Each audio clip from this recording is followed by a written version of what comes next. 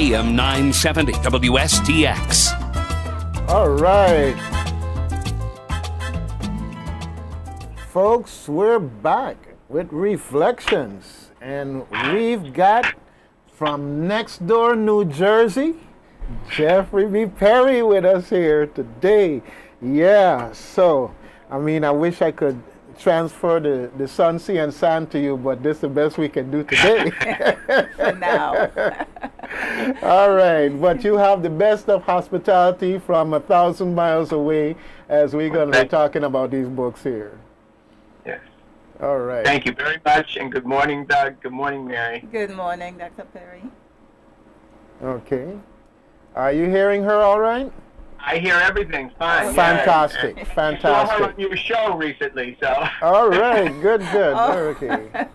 See, you never know who's looking. You never know who's looking. All right, all the way up in New Jersey, okay? So, folks, when you come in here, just let Doug be the silly guy. Let him act silly because, you know, if you do it, it's documented too. Okay, so when are you coming down here, actually? Just curious. I'm coming next week. I'm arriving on Monday, and I'm leaving early Thursday morning. But the big event is at the St. Croix Landmark Society on Tuesday evening at 6 p.m.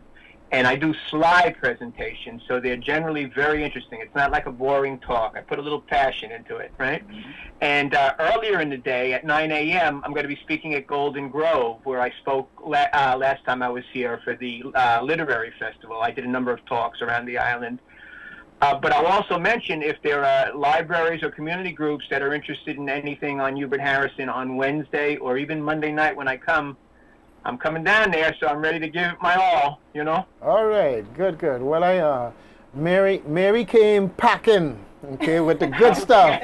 Okay, so we got here some of your handiwork here, okay, in that process, and we want to talk about those things. We got the book here, When Africa Awakes, with first published in 1920. 1920. I think it is. All right. Okay, and this is a book by Hubert Harrison, and it has an introduction by John Henry Clark. All right, and I'm just mentioning it because since the topic is Hubert Harrison, just so that people are aware. But of course, we've also... May I mention one thing, Doug? Mm-hmm. There's a new edition we came out of this book, When Africa Awakes, All right. by Diasporic Africa Press within the past few months. Fantastic. And it's very expanded, lots of new information. Excuse me for interrupting, but I wanted people to know. Did you hear that? Yep, got it. And this will be down at Whim. We'll have copies down at Whim for people who are interested. Okay. And then, of course, well, you know, I could go here on talking. We got the book here about Hubert Harrison, the voice of Harlem radicalism. You calling old boy a radical? Is that what? You got to be careful, though. 1883 to 1918. And let me see. Who wrote this book? Oh, there it is. Jeffrey B. Perry. All right, so the floor is all yours. So talk to us about what got you started, interested, motivated in researching Hubert Harrison and taking it that step further to write a book that looks like a lifetime worth of research. Yeah, I took the opportunity to look for that information to find out what moved you to write about him. How did you find him? Oh, good morning, everybody, and I have to remember my manners. So good morning, everybody. But I did do a little research, and I found the reason why you got into Hubert Harrison, and I'm glad that you did. And then I have a question or two that I would like to ask you following your comment on it. Okay, I'll be very brief. I've been active in the labor movement for many years. I was a postal worker for 33 years, but I also went to school and I earned my Ph.D. at Columbia University. And while working, I was trying to address the question of why U.S. society wasn't more progressive. And all the reasons focused around white supremacy, around racism, and how that was a hindrance, a roadblock to efforts at social change. And so I started writing on that topic for some very good historians. One was Nathan Huggins. Another was Hollis Lynch, who's the biographer of Blyden, right? And I still, Huggins passed away, but I still stay in touch with Professor Lynch. And I was working on that topic about why social change wasn't more effective in this country when I came across writings of Hubert Harrison, and I stopped everything because he was the most brilliant, clearest writer of the early 20th century addressing these issues. So then I tried to find out what I could about him, and I sent letters all over. And Miss Lindquist at the Enid Barr Library in St. Thomas wrote back, and she said, well, she was related to the family, and she put me in touch with his children. I'll make this story short. So I tracked down his children. The son was in Harlem, and the daughter was outside New York City in Yonkers. She was a former school principal. Son was a lawyer, although they had both, their father had died in 1927 when they were both very young. And when I met them, I brought 3 chapters of a biography I had done on Hubert Harrison, and they looked at me and they said, well, you want to write about my dad? And I understood that, right? But I left the chapters with them, and then on the 3rd visit, they took me into the front room of this Harlem, it's like what we call a railroad flat, it was, you know, straight through. And they had preserved all of Hubert Harrison's papers since 1927 because they knew how important he was. And then they gave them to me, and they said, do with these what you need to do. And so I immediately became an archivist. I preserved them because I know how important Harrison is. And then when the children had passed away, but when the grandchildren said, Jeff, let's place these, we talked to all major repositories, wound up placing it at Columbia University. The family got a very large sum of money. I didn't get a penny. I'm not in this for the money. I'm in this because I think this work is very important. And his papers are at Columbia. And for those who are interested, if they go to the Columbia website, there's a 102-page finding aid of Hubert Harrison's papers. And that's just the start, because whatever is at Columbia, I have that much more additional materials that I've collected over 30 years. I started my research in the 1980s, and that is going to be placed also in a major repository. So that's the brief answer, I hope. All right. Yeah.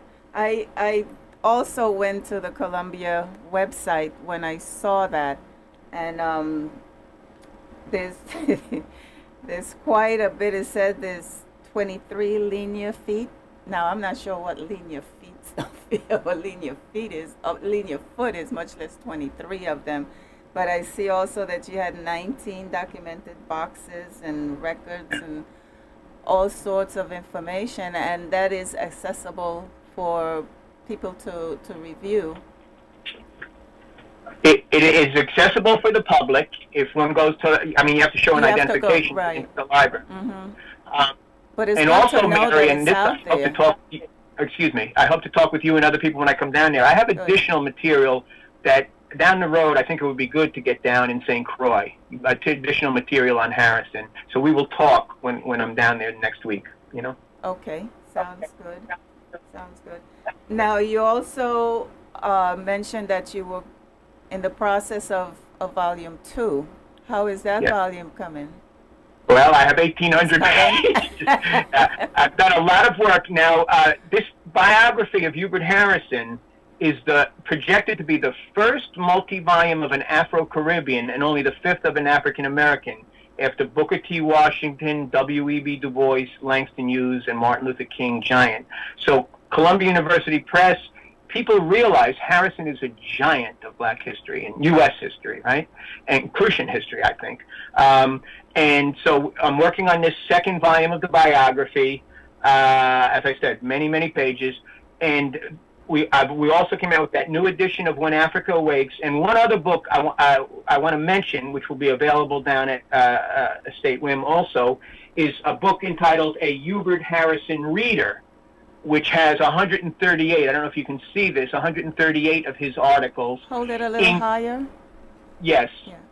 Yes. Okay, and here it is, a Hubert Harrison Reader, and we'll have that down. And why I think this one is of particular interest is there are 2 stunning articles by Hubert Harrison written around 1922 on the Virgin Islands. And he's brilliant, and he's in touch with a lot of the activists still on island, right, as well as the ones active in New York. So it's the type of material. You earlier you mentioned passing things on. This is what I think you want to pass on to future generations, because Harrison really makes some very interesting and important points in those 2 articles. And again, now we'll have that down there next week. I'm looking forward to, because I saw you when you were here. Well, I went to one of your presentations for the Virgin Islands Historian Conference. And yes. Matter of fact, you signed the book for me. It was in January 17, 2009. Yeah. I have the book here. Brought it to Yeah. Joe Doug. And so I remember, I'm sorry to say that I've been skimming through it. When I sit to read it, it just doesn't happen for me to sit too long. Yeah. But it's a very thought-provoking book, what I've been reading. And I try not to mark it up, but I have my little stickers that I'll put stickers in there and notes to myself, what does this mean and why was this? So it's good that, and I hope that you will allow some time for a little Q&A after your presentations, because I hope that people will come out to listen and be informed about this Virgin Islander, because I see in one of the writings of one of the other notable persons of that time claimed him for America. And when he went to America, we were still under the Danish rule. And so I think we need to grab him back and recognize him as one of our own, because a lot of times we are so familiar with the same names, and a lot of credit is given to some more than others. And in reading what the parts that I've read, I think he needs to be better known in these, on these islands. And I hope that educators and even young people would come out and take part and be active in a discussion. And I'm glad that you're going to Rove to visit the men and have a discussion with them as well. Yeah. So, and I understand the books are already at the store at Whim, so we'll be ready for that. Mary, thank you for those words, and I'm prepared to stay as long as you can keep the doors open. I mean, I'm coming a long way, and I think Hubert Harrison is that important, and I think people there will have such a genuine interest in learning more about him. So we can do Q&A, and the presentation is going to be with slides, so it's not going to be boring. Mm-hmm. It'll hold people's interest. But people can also, because what you said about reading the book, I realized these are big books I've written. And, when I came across all this Harrison material, that 19 linear feet, that's a lot. And, well, that's one thing I didn't look up. Doug will tell you. I'll Google something in a minute. Right. But I felt my responsibility was to try and get Harrison down on the record as best I could, since I had all this access. And even when I write the biography, you will see, I try not to put myself into it so much as to let Harrison speak, right? Because he's got a wonderful voice. And but what we have also, if people go to my webpage, which is my name, www.jeffreybperry.net, from there, they can find all kinds of free information on Hubert Harrison. Short articles, audios, videos. We've done some videos on TV up in Boston and places like that with the slides. So people who want to start getting more familiar with Hubert Harrison have a lot of shorter pieces and different media that they can access. And it is my hope that this younger generation in St. Croix will be inspired and take this further. I'm getting old, there's a lot more to Aren't we all? By the way, the day you do your presentation, I'll be making another decade in age. Okay, well, congratulations. So we're all getting up there. Yeah. But I'm looking forward to getting the version. Well, I won't say the version of, but the Hubert Harrison reader, I believe it is. Yes. The one that you have edited on Yes. When Africa Calls. There's the reader, and then there's When Africa Wakes. The subtitle of When Africa Wakes. I'm sorry. Yes. Yeah, the subtitle of When Africa Wakes, which Doug, on the copy you have, isn't listed there, but the real subtitle when Harrison wrote it was The Inside Story of the Stirrings and Strivings of the New Negro in the Western World. And it's the whole story of the New Negro movement, which Hubert Harrison founds in 1916 and 17 in Harlem, 8 years before Alain Locke. People hear about the New Negro and they associate with Alain Locke. But St. Croix-born Hubert Harrison is the founder of that movement, and it's involved in social and political activism, but it's also extraordinarily literary. He wrote, we have 700 articles he wrote. He dies at 44. He was young. Yeah, J.A. Rogers, in World's Great Men of Color, J.A. Rogers from Jamaica, calls Hubert Harrison perhaps the foremost Afro-American intellect of his era. Extraordinary high praise. And he lectures, he pioneers soapbox oratory. He describes himself as the first regular black book reviewer in, his quote is, Negro newspaperdom. He's writing he becomes principal editor of Marcus Garvey's Negro World. And he starts the West Indian News Notes column, and he starts the book review section. He's just a giant. And he had something to do with the library on 135th Street in New York. Yes, he's one of the founding officers along with Arthur Schomburg. And let me just say, people may know this, but maybe not.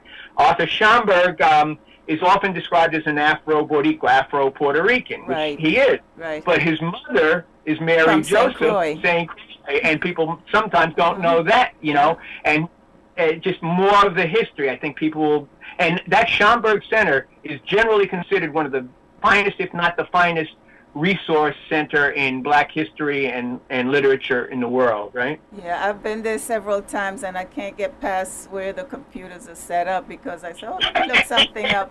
And then I miss whatever else they're featuring because I spend my whole day at the computer doing research. And but it's another great place to go and visit. Now, you mentioned that Hubert Harrison was also multilingual. 6 or 9 languages? I can't remember. Six. He was familiar with which ones languages. They were? Do I remember what they were? Yeah, they were English, Danish. I think I do. English, Danish, French. He was teaching himself Arabic at the end and reading the Quran, not because he was a follower of Islam, or religious actually, but because it was a religion of so many people of African descent. I think he also had, let me think, a little German, and forgive me, I have it listed in the, I'm not sure, but there were 6. And what I found interesting about that, and this again is something for the future generation, but Blyden also spoke so many languages, right? And I've long thought it would be of great interest for one of these young, bright students coming along to do a little research and a comparison on Blyden, Harrison, and D. Hamilton Jackson, these 3 giants. Yeah. And Blyden comes to the U.S., but out of fear of being seized during the period of slavery, he goes to Africa. Harrison comes to the U.S. an orphan and stays, and Jackson stays, of course, in St. Croix. And, there'd be so much interesting comparison. Of course, Harrison and Jackson were friends, right? And Harrison was influenced by Jackson's father, who was an excellent teacher on the island, right? But I think there's so many connections, again, for future generations, That would be an interesting project to see that come to fruition, right, Doug? Yeah, definitely. I'm intrigued. I just want to do something a little bit different here real quick, okay? Mr. Perry, could you tell me a little bit about your journey to becoming a writer? Meaning, when the inspiration first hit you, or what was going on, whether it was in high school or whatever. Tell us a little bit about your journey to becoming a writer. Right. I never planned to be a writer. I grew up, my family's working class, just all the way. I think my mother finished high school. She was the first generation to do that, right? But I got to go to very good schools when I was young, I used to play some sports, but not that well. But I played some sports, and I did all right in school. And I got to go to some schools, and I got to travel when I was young. I'm a product of the 60s, and I emphasize this when I talk about Harrison, because he says some... I want to get back. Let me get back to Harrison on the 60s in a second, but just to answer your question. So I went to schools. I traveled. I traveled by land through the Americas, right? 6 months, $600 way back then. Third-class buses and trains. It opened my eyes. Part of the Caribbean, and I traveled elsewhere.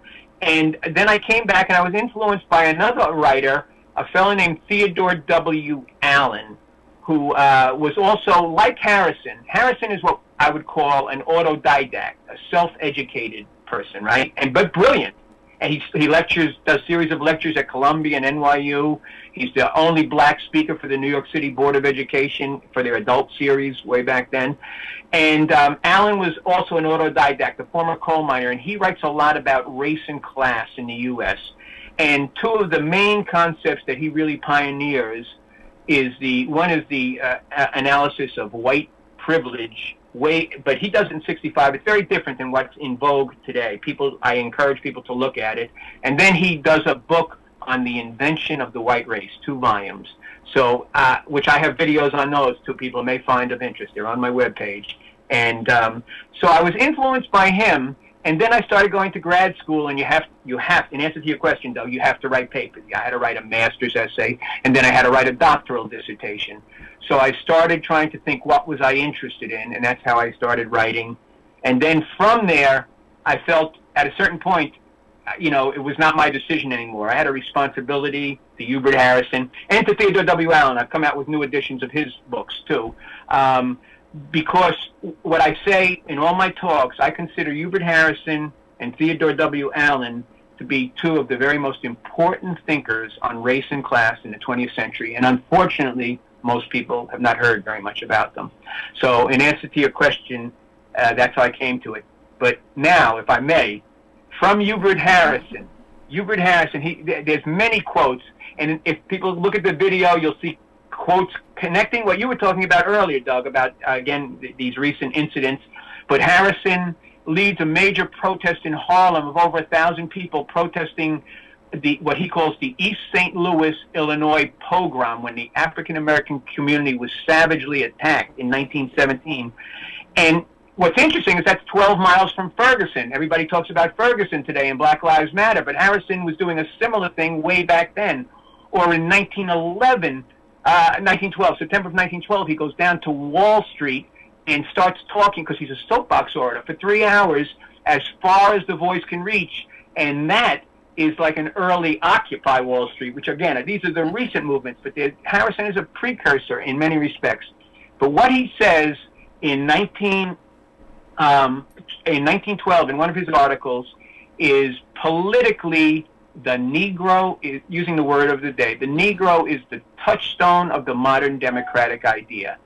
Now, a touchstone, I had to look it up to make sure I understood clearly what it was, but a touchstone is a black stone. You use it to test a metal. You think your metal is gold? Let's put it to the test.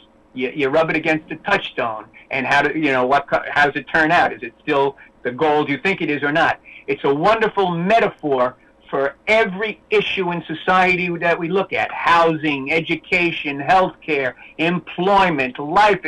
Let's put it to the test. How are black people faring? What are we going to do about it? How are we going to address that? And Harrison goes on in that same passage to say essentially this: true democracy and equality for the Negro, true democracy and equality, implies a revolution startling to even think of.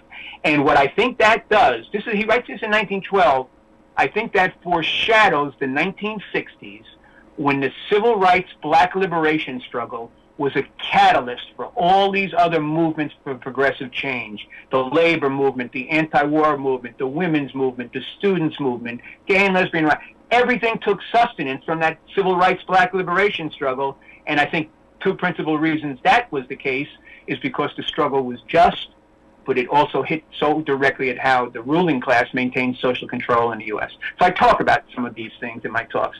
But Harrison, when he dies, Schomburg delivers the eulogy, and Schomburg says that he knew how popular Hubert Harrison was.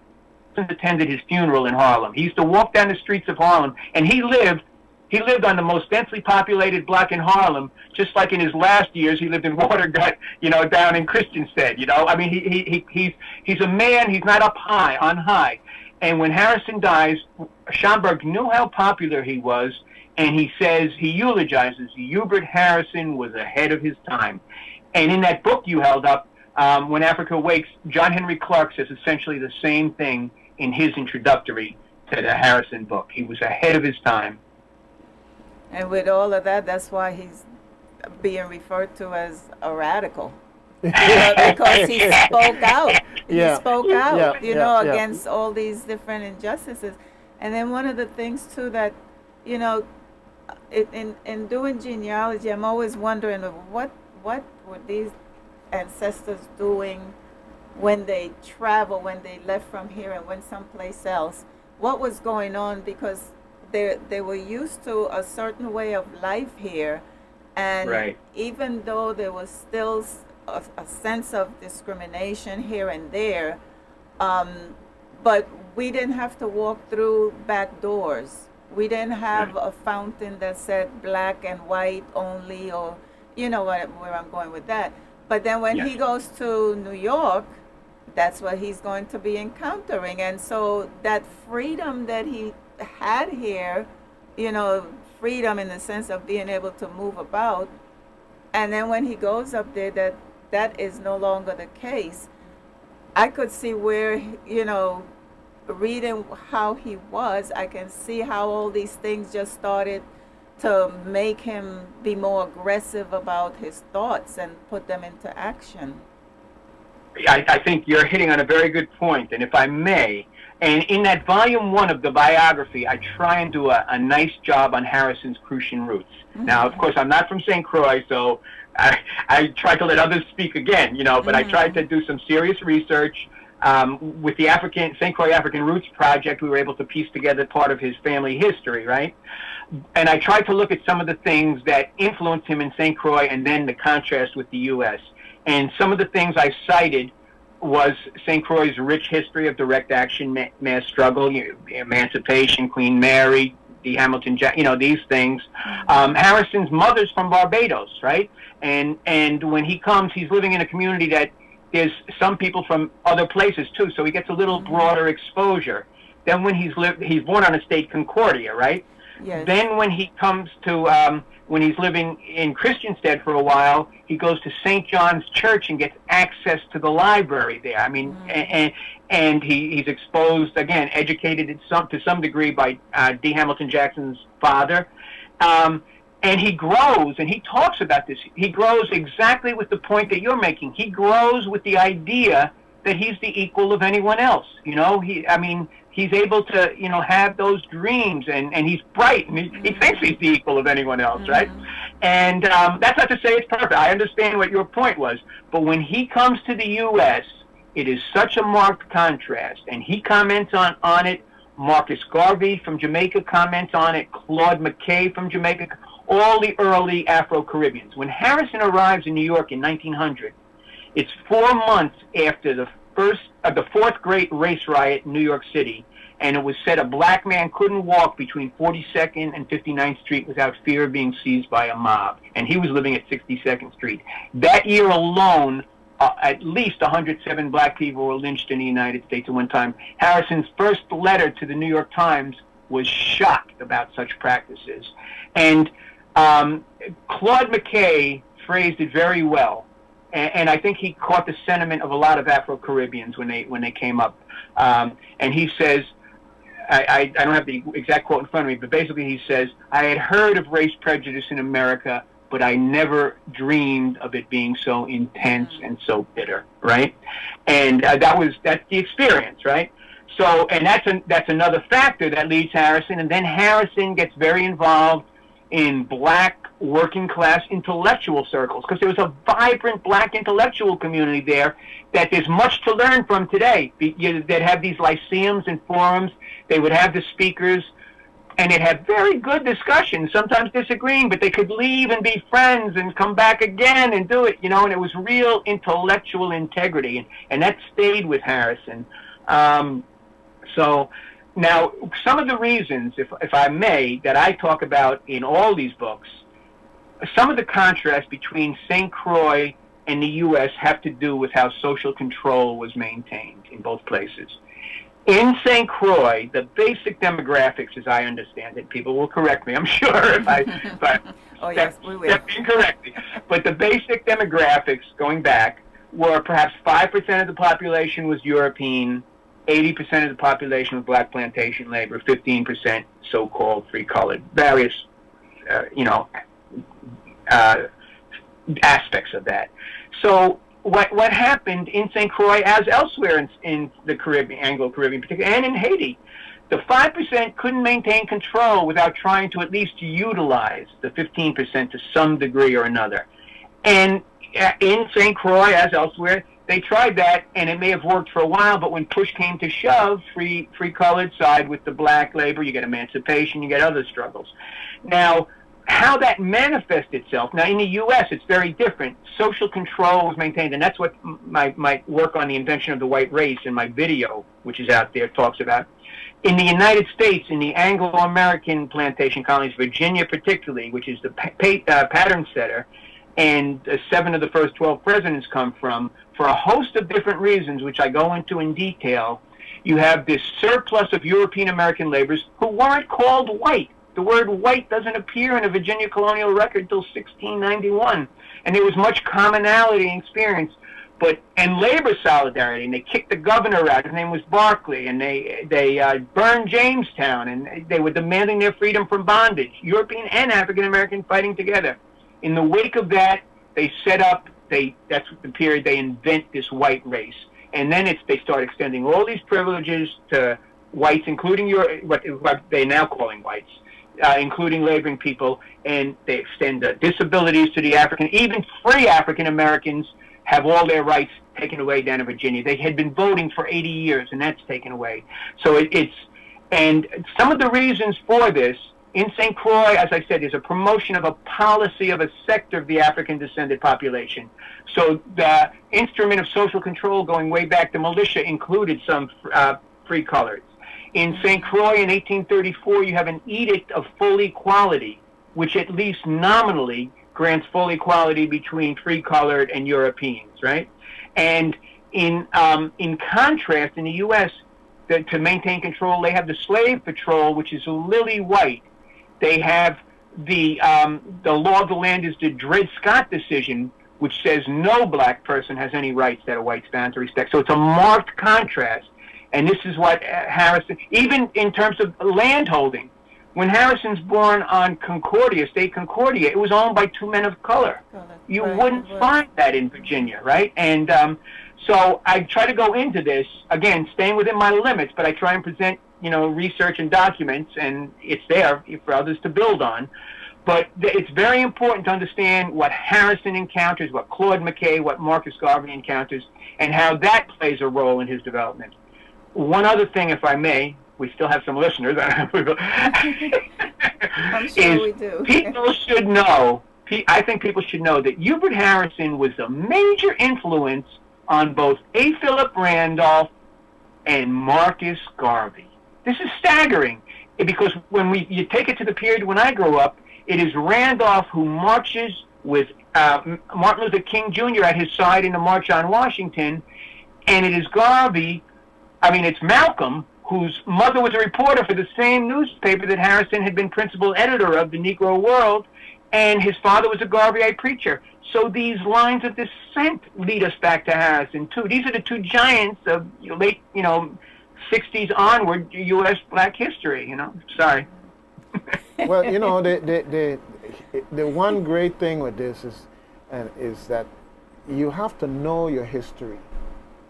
That's to me the greatest aspect of challenge in this, because if you don't know your history, then you don't have this appreciation for all the contributions, and you're subject to the manipulations of what people feed you.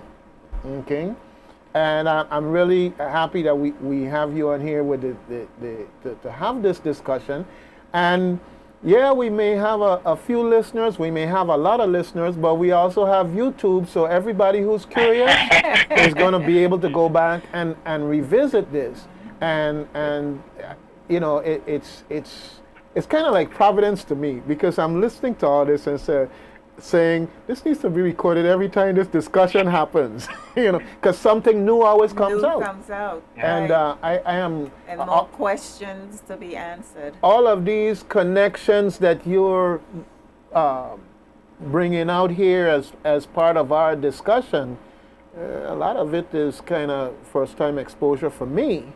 You can have a knowledge on the periphery of certain things, but let's say if we even want to question things that you say, then it means you got to go and do research. You got to learn and develop your own opinion and think. think.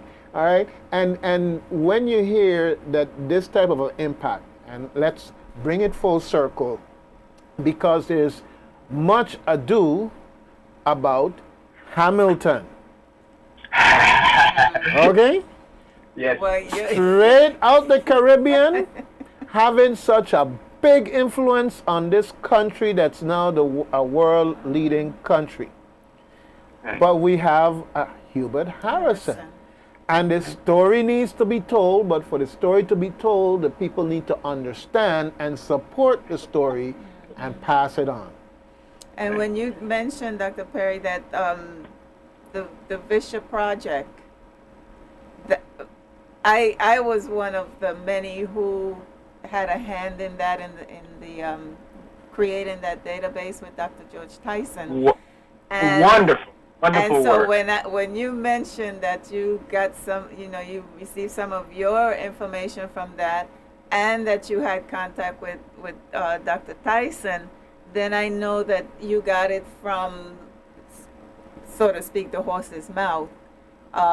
Because those documents, we lost it, them. Yeah, but you continue, because what's going to happen is that You pick it up. Yeah, he's listening on Okay, TuneIn there app, he is. so he can hear us. Okay. Yeah. Okay, here he's back. Okay. Yeah, I was saying that, you know, I know the documentations that you're referring to because I handle them, you know, and they're right there at landmarks for anyone to, if they want to go back and check what you're saying. The records are there for them to, well, from the point of being on St. Croix, those records are there. And last month, on May 1st, I believe was the date, there was what landmarks call places that matter, and we did a field trip to Estate Concordia, and, you know, got a chance. People still live there.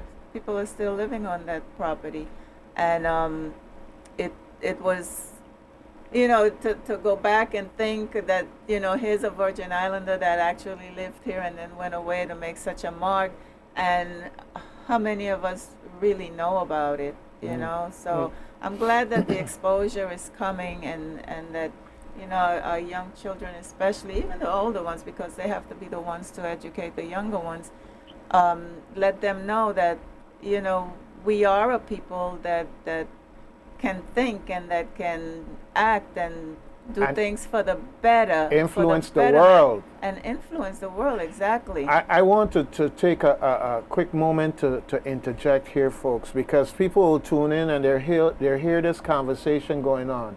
Folks, there is a program called Come Home to St. Croix. And that is this year is the 17th of July through the 24th.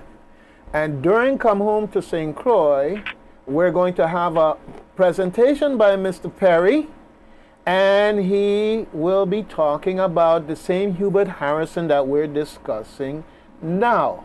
And in more detail. In more detail. If you like what you're hearing, curious about what you're hearing, want to question what you're hearing, come on out and be a part of the conversation. This is how you do it. Get involved. Bring your children, especially your teenagers. because we need them to understand that Virgin Islanders have just as much dibs on changing the course of the world, influencing the course of the world as children from any other part of the world. And Hubert Harrison is proof of the process and proof positive. Okay, I just want to get that in there. Come home to St. Croix, folks, July 17th through the 24th. Put it on your calendar. Come and hear Mr. Perry speak. Bring your questions, your challenges, whatever. It's all welcome. And it's all good. That's it's right. all good. It's good to question. It's good to question and then go back and look for yourself, verify. I always say verify, verify again. That's right. That's why you up all night with a genealogy? Yes. I tell you, sometimes I crash and I'm not good for a day or two, but hey, it's a passion. I hear but these are the things that we try to do at St. Croix Landmarks. And it's preserving what's ours, preserving the things that made us who we are. The people, the things that we do, the reason why we do them, and passing them on. And culture is something that evolves, it changes, but that core of it, you don't want it to go away. You don't want to lose it, Yep. You want to hold on to parts of it. And we welcome other people to come in, yes, but then we have ours too, and we want to appreciate it. To appreciate it and to know of it, because that's the big challenge. Is somebody's digging in the yard and they find a big chunk of gold in the yard. Well, if you never dug, you'd never find. It's there, and we have all this cultural gold, but one of the challenges, and I'm a technology person, one of the challenges is that reading is not as popular across the board what technology is doing. So everything is so visual and everything is so social and so forth. And so this also is important because it takes the written word and brings it into a position to light a spark. Yes. When people say, well, reading it requires that I got to dedicate some time to this. This is interesting. I'm going to read about it and learn more about it. Yeah. And with the technology and all this, some of this information is available for students or anyone to look for themselves. And Dr. Perry is available. I'm sure you could send him. He's on Facebook. Send him a question. Have a discussion there about it. So you're going back on Thursday. Yes, but Wednesday right now is free. So but one other thing I'd like to ask, and maybe you could help, or maybe you know someone, along the lines of with the work you're doing with technology, if we could get a good video of the Tuesday presentation with the slides, you can break it up in small segments, large, however you think, and it might be something nice. People far more skilled than me with the technology might be able to do a lot getting this around, and you can just focus on the slides. You don't have to have me. But it'd be nice to have the face to see who's doing it. You bring the slides, we'll have you and the slides. We'll work on it. Okay? And yeah. One other thing, Doug, if I may, regarding being questioned, I agree also, and Harrison emphasized that when he's growing up. He says you have to challenge and question. That's exactly the attitude he brought with him, and I think that was part of his Crucian roots too. He had that approach. Now, but two things: the biography has 116 pages of notes, so it's not just blowing smoke, right? I mean, there's some documentation to back it up. And the other thing is, I'm trying to put all 700 of his writings, if possible, online for free, so people can read Hubert Harrison worldwide. So that's down the road. It might in fact be a Crucian thing. I get a little boy and I tell him, do this. Why? Do that. Why? But daddy, I said, no, but daddy, do it. I told you to do it. But you shouldn't do that, Dougie. You should tell him. I know. It just, I don't believe in that because I'm said learning. so. I'm learning. It's a journey. All right, it's a journey. Yeah, because we were not allowed to question We why. were not, no sir. You valued these choppers you have in your mouth. No. But yes, But, it might be genetic. And your son is quite intellect. Yes, beyond, he is really something else. Okay. Yeah, my So, little cousin. all right, but like I say today, when the children are born, they're born with the hand clasp for the ear, ready for the cell phone and everything else. So it's a totally different world with our young people, and it's important that they get this type of exposure. So I'm so happy that we have this conversation and that we're documenting it the way that we are, so that we can share it with the public and hopefully be a catalyst or a spark that triggers something in someone else to delve deeper and know more. Yeah. All right. If I may mention, when we do the presentation next week, amongst other people that will be mentioned is D. Hamilton Jackson, James C. Kanagata. Some of these names may ring some bells to some people. And Selmo Jackson, whose relatives are here in New York and I'm in touch with regularly. And Anselmo Jackson, very important and not so well known.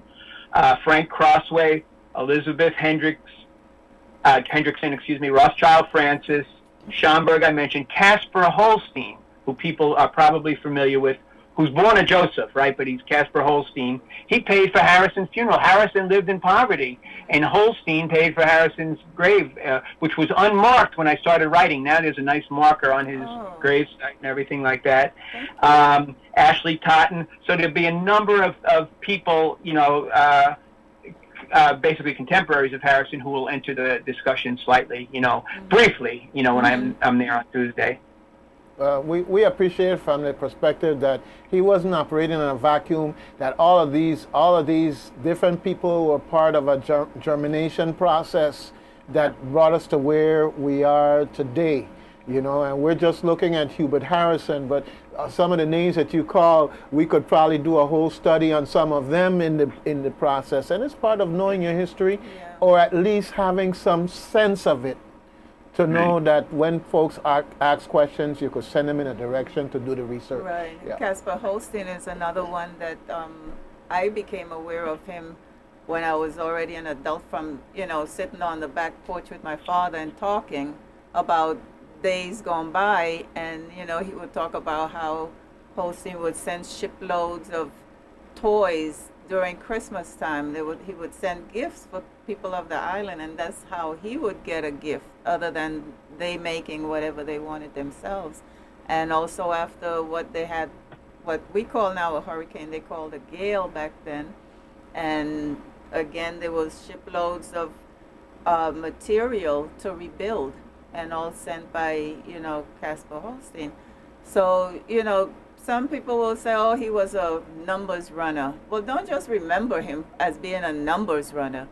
Remember him for the good that he left, but he didn't forget where he came from. Which brings us full circle to the whole point of this show, to accentuate the positive individuals, organizations that are doing good things, because one of the things we know about you talk about social control. One of the things that happens is people go and cherry pick the bad things. So when something happens, they'll tell you everything that's bad about this person, and we hear the name Rockefeller. Well, Rockefeller has a foundation that does all these great things. But when you delve into the history of Rockefeller and the business practices and so forth, then you understand that, it's not all about all good and all bad, but definitely when the good overshadows or far outstrips anything negative, you can't live in a world of just what you could find that wasn't necessarily kosher or good. Yeah. All right. So we thank you for coming to share what your work is all about, and learn a lot more, question, because we question now. We question, and it opens you to thinking a little bit more, because you can relate to things that are happening today. And if you take a little bit from back then and how is it going to work here, you know, and try to make it better, you know, and that's what we're supposed to do when we go back into the past. We look to see where we came from and where we are today and where we want to go moving forward. We always look to move forward, not stay in the back. Yep.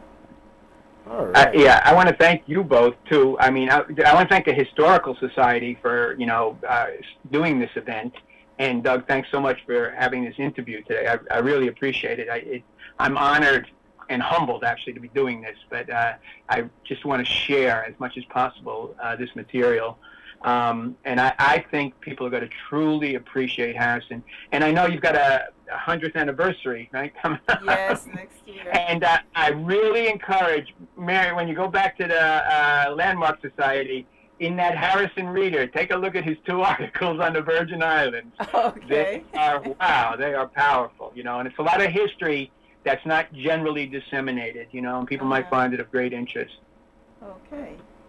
All right. Yeah. Well, we've been here. It's counting down the last 5 minutes of the show here. And folks, this is WSTX AM 970. And I hope you've enjoyed this conversation that we're having here with Jeffrey P. Perry about Hubert Harrison, one of our Virgin Islanders who went to the U.S. and made not just a contribution, but a great impact in American history, and thus coming back now to us to hopefully impact our history. One of the things that I see, and I said this earlier today, what's old is new again. And when you talked about the things that are happening, whether it's Ferguson or some of these other things that were happening, and you made the linkage to what was happening back then, we see that we have a lot of work to do, because there are a lot of things we really haven't fixed. We really haven't fixed, so we go in full circle, kind of repeating the process, and we don't want to do that. We want to, as you said, take and make it better. Okay? So we're just about at that time. And one last thing, if I may. For people who, anything that we've said today, if they find it of interest, my webpage has free information on Hubert Harrison, lots. www.jeffreybperry.net. all right. Well, it's been a pleasure, and it's that time. I'm going to hear that wonderful music that motivates me. Hey, I didn't even get some coffee this morning, but I'm feeling great, fantastic, outstanding, just plain excellent. And after a presentation like this, thank you so much. Folks, WSTX. Thank you very much. Thank we'll you. See you next week. All right. Thank you, Mary, so much. Okay. All right.